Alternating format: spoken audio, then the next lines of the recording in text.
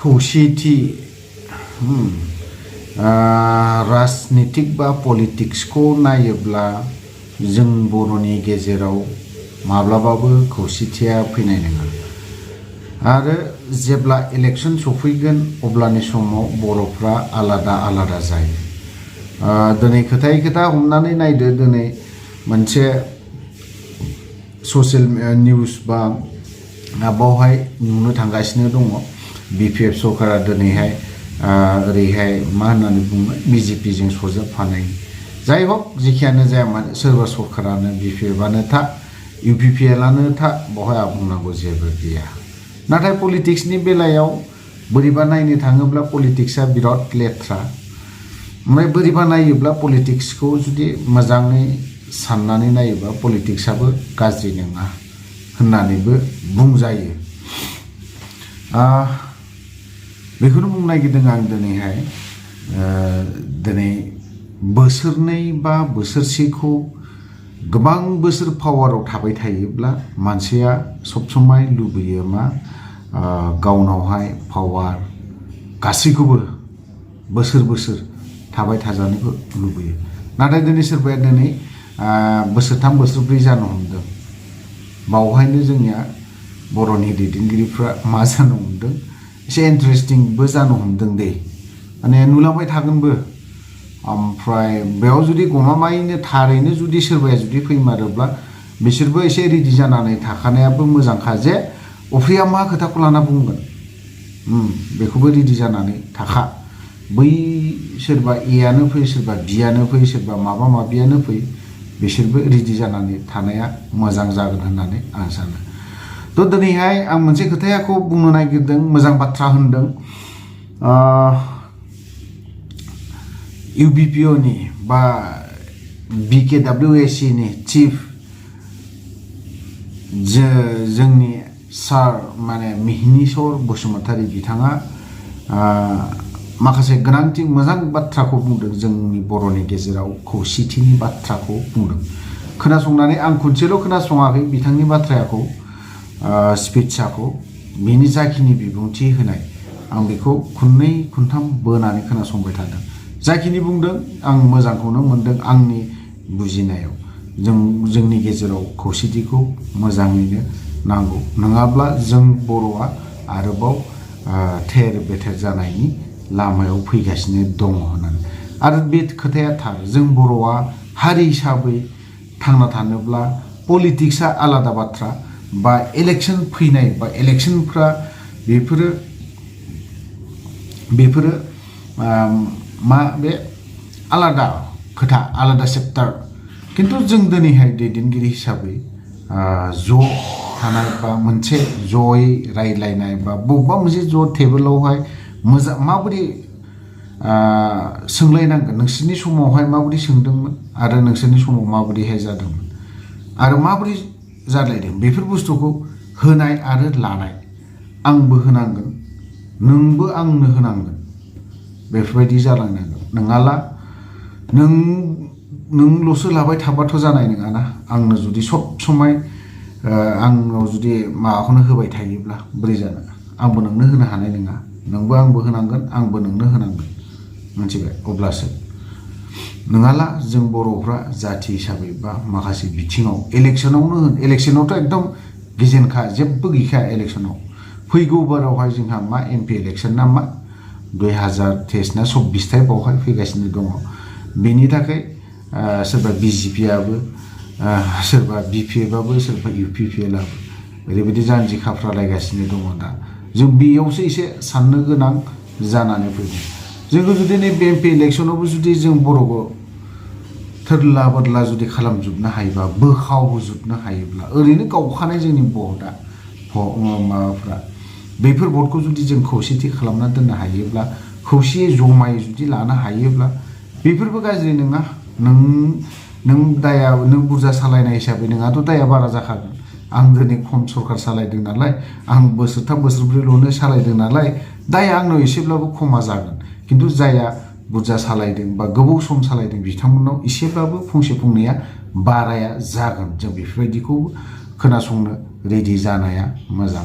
थ' बिदिब्ला सार मिहिनीश्वरनि जाखिनि बाथ्रा बुंनाय, आं गोबां खोथा बुङालाफानो बेनि जाखिनि बुंनाय स्पिच, जाखिनि बुंनाय बाथ्रा, बेखौ नोंथांमोना दान्दिसे शेयार खालामनो सानदों। थ' बिदिब्ला जों दान्दिसे हाबनानै खोनासंदो। आं बुङा खिन्थु आंनिफ्राय आं जा बिजिरनानै नायो आं बेखौनो नुदों, गोजोनथावखौ आं नुवाखै। दिनै बर'आ आंनि नोजोराव डिभाइडेड, खौसे गैया। आरो खौसे गैयिनि थाखायनो जोङो भुगिनांनो गोनां जानो थांगासिनो दङ। आंनि नुहुरनायाव फैगौ बिसायख'थिफोर फैगौ, बेफोराव जों ज' जायाबा बियो जोंनि थाखाय मोनसे दुखु गोनां बोल' जाहैनो हासिगौ। माने जोङो मोननानैबो गोमाजानायनि मोनसे जि मोनसे थासारि हालोद बे फैदों आंनि नुहुरनायाव। ओंखायनो आं दिनै खावलायनो लुबैगोन, दिनै आफा जामिनि खुनाजों सार'दिनिनि बे सायनासालिनिफ्राय बेनिफ्राय आङो खावलायनो लुबैगोन जे बर' हारिनि गेजेराव जि डिफारेन्स दङ, फारागफोर दंलायलायो, डिफारेन्सेसफोरखौ फोजोबस्रांलायनानै टाइम एन्ड एगेन जों रायलायनानै जिरायलायनानै गासैबो बर'नि माहारियारि आफादफोर जथुमलायनानै जोंनि फारागफोरखौ जों सर्ट आउट खालामलायनांगौ, सुस्रांलायनांगौ आरो ज' जानानै जोङो थाबैनो खामानि मावनो हायोबा जोंनि इयुना मोजां होननानै जोङो गोजोन होननानै बुंनो हायो। नाथाय जेब्ला जोङो खौसेथि जानायाव फेलें जानांगोन, बावहाय जोङो इयुननि जि मोनसे हारिनि थासारि बा हालोद बेखौ जों नुहुरनायाव बेयो गोजोन नङा, बेखौ जों बुंनो हायो। ओंखायनो आंनि खावलायनाया बे थागोन जे बर' हारिया इयुननि खैफोद गोनां बे बोथोरफोरखौ सौसि लानांगौबा ज' जाथारनायनि अनगायै जेबो आं राहा नुहुराखै। आरो ज' जानानै जेब्ला जोङो पलिटिकेल फिल्डआव डेम'क्रेसियावथ' मेजरिटि मास्ट बि ग्रेन्टेड, ओंखायनो बांसिन बर'आ खौसे जानानै जेब्ला जुजिगोन, सोमावसारगोन, बेवहाय जाफुंनाय दङ। आरो जोंनि सोमावसारनाया नैबेसो जानांगौ, आं लुबैला दिनैनि समावहाय सिलाय बमा भारतनि जुजिनाय, गावथारलायनाय, बेखौ आङो लुबैला। आं लुबैयो मा, बर'आ खौसे जानानै मोनसे खौसेथि राजखान्थि सोमावसारनायखौ लाबोनांगौ, माने इउनाइटेड पलिटिकेल स्ट्रागल बेखौ लाबोनो हायोबा बर'आ देरहानाया दाबो दङ। आरो बे इउनाइटेड पलिटिक्स स्ट्रागलखौ जों लांनो थाखाय जोंनि गेजेराव साननो हनो गोरों इन्टेलेक्सुयेल मानसिफोर, माहारि आफादफोरनि दैदेनगिरिफोर जिरायनांगोन। बावहाय जोङो आं नैबेजोंबो फोरमायनो नागिरदों पलिटिकेल स्ट्रागलनि बाथ्राया, जे गोबां जोंनि जायगाफ्राव बा जोंनि रायजो जानाय हालामफोर, बिटिसिनि बाहेरा बा बिटिसिनि सिङाव गोबां बिजाबाव समस्थियाव बर'फ्रा फेक्टर बुंनो थाङोबा देरहानाय जेननायनि राजनितियाव। दा बावहाय जोङो ज' जायोबा गोबां सुबुंखौनो जोङो फेजेननोबो हायो, बिजाथिफोरखौ देरहाहोनोबो हायो। बिटिसिनि बायजोआवथ' जोङो हाथारो, गोबां जायगायावनो फेजेननोबो हायो, देरहाहोनोबो हायो। आरो बे फेजेननो हानाय, देरहाहोनो हानायानो जोंनि मोनसे हाथियार। बे हाथियारखौ जोङो मोजां खामानियाव बाहायनो हायोबा देरहानाया जोंनि मोगथां। माबोरै बाहायनांगौ? बिसायख'थि फैयो, बे बिसायख'थिनि समाव जोङो खाबु मोनो जोंनि दाबि दावा जेंना जेथोखौ लानानै जोङो नारसिननो थाखाय सरकारखौ, जे जोंहा ओरै दाबि दावा दङ, बेखौ नोंथांमोना सुफुंना होयोबा जों दङ, आरो सुफुंना होआबा जों गैया। बेफोरखौ जोङो स्टेन्डआव थानाय खोथा बुंनो हायो। आरो जुदि नोंथांमोना होयो जों दं, गैयाबा जों गैया। बेफोरखौ बुंनो थाखाय जों ज' जानांगोन। आरो जोंनि बार्गेना जेब्ला अजन गोनां जानांगोन आरो गोनांथि मोननो गोनां जायोबा, खौसे जायाबा नों आङो पलिटिकेल बार्गेन खालामनो थाङोबाबो बेबो बेसेन गैया। नोंथांमोना खोनाजोब्बायबो जानांगौ बा मोनथिबायबो जानांगौ, जों मोननायफोरखौबो जों खोमालांनायसो लाइनाव थांगासिनो दङ। आरो बा जोंनि जाखिनि मोनबोनाय, जों बर'आ नांबोदों गोबां रोखोम हाथियारजोंबो नांबोदों, आरो राजनितिक बा मा होननानै बुङो, सुबुंगौमा राजा लामा गाथेनाय, सोरबा आबसुआबो गाथेबाय, सोरबा UPPLआबो गाथेबाय, सोरबा BPFआबो गाथेबाय, गुबुन गुबुन जोंनि माहारियारि आफादफोराबो जयैनो जानानै, आनखि जेब्ला जोंनि एकर्ड जानायनि बोसोरनैसोनि सिगां आबसुफोरजोंबो जों NDFBफ्राबो जयै गाथेनायाव बाहागो लाफादों। बोरैहाय उखैहाबना थानाय बेफोरावबो बाहागो लाफादों। बायदि बायदि रोखोमावनो जोंनि जेसेबां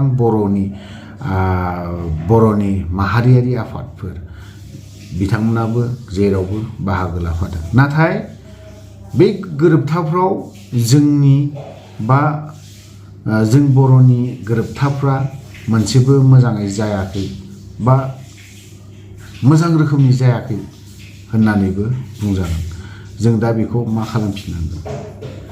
जुदि मोजां खालामनोब्ला नोंनि गोसो, नों मा सान्दों अपेन बुंनो हानाय जानांगोन। सोदोबफोरखौ जों आर सोदोब जुदि दोनलांबाय थायोब्ला मालाबाबो साक्सेसबो जानाय नङा होननानै आं सानो।